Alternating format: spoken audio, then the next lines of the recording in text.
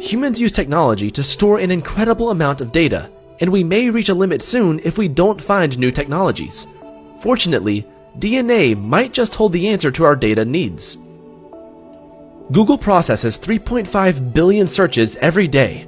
Every minute, 4.3 million videos are watched on YouTube, and more than 156 million emails are sent. On average, 8,000 tweets are tweeted every second, and more than 350 million photos are uploaded to Facebook every single day. By 2020, every person will generate an estimated 1.7 megabytes of data in just 1 second.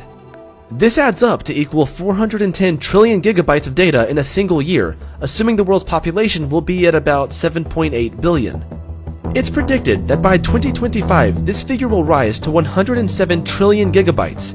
If we don't find better data storage technologies, we could be moving towards a massive bottleneck in our storage capabilities, which could stunt growth for businesses and innovations. An alternative to our current storage devices is DNA-based data storage. DNA has a lot of advantages when it comes to data storage. For example, it's ultra-compact and easy to replicate.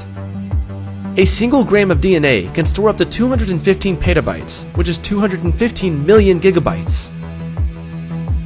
The entire world's data could be stored in just 1 kilogram of the stuff.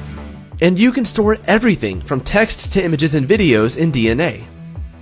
It can last hundreds of thousands of years and won't degrade over time like cassette tapes and CDs. In a recent breakthrough, Microsoft and researchers at the University of Washington developed the world's first DNA storage device that carries out the entire process automatically. Using the device, researchers encoded the word hello into DNA and converted it back to readable data. The device first converts the digital files into binary code consisting of ones and zeros, or bits. The system then uses a specialized software that encodes the bits into DNA sequences using strands of the DNA's 4-letter alphabet A, T, C, and G. The device then synthesizes the DNA and stores it as a liquid. Next, the stored DNA is read by a DNA sequencer.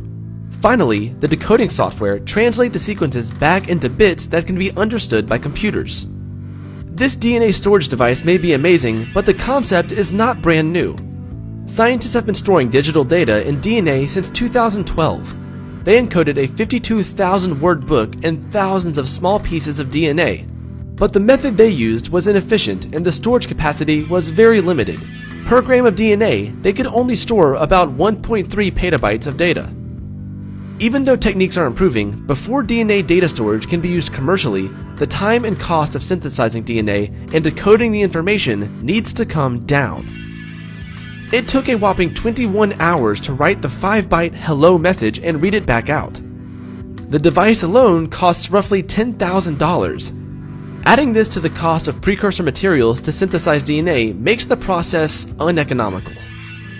But DNA technology and synthetic biology are moving at an unprecedented rate.